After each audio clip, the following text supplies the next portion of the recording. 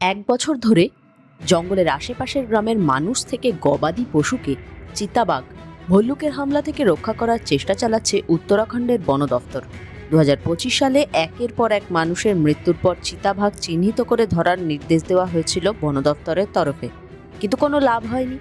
সরকারি পরিসংখ্যান বলছে 2025 সালের জানুয়ারি থেকে 2026 সালের জানুয়ারি পর্যন্ত বাঘের হামলায় মৃত্যু হয়েছে 12 জনের, চিতাবাঘের হামলায় মৃত্যু 17 জনের, ভল্লুকের হামলায় মৃত 5 জন।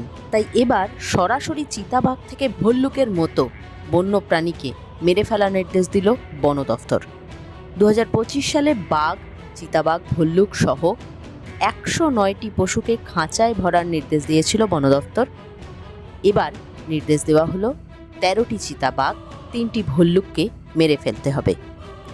এরা বারবার মানুষ মারতে অভ্যস্ত হয়ে গিয়েছে, অভিযোগ বন দফতরের। তবে বাঘ মারা যাবে না, তাই 21টি বাঘকে ঘুম পাড়ানি গুলি দিয়ে অজ্ঞান করে খাঁচায় ভরতে হবে।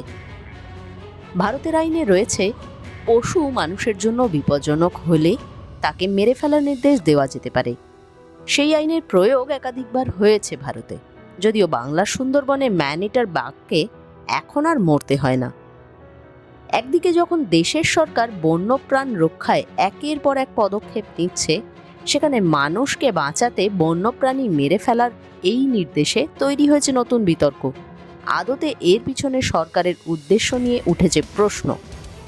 মানুষের নিরাপত্তা ও বন্যপ্রাণ সংরক্ষণের মধ্যে ভারসাম্য রক্ষাই এখন উত্তরাখণ্ড সরকারের সামনে সবথেকে বড় চ্যালেঞ্জ।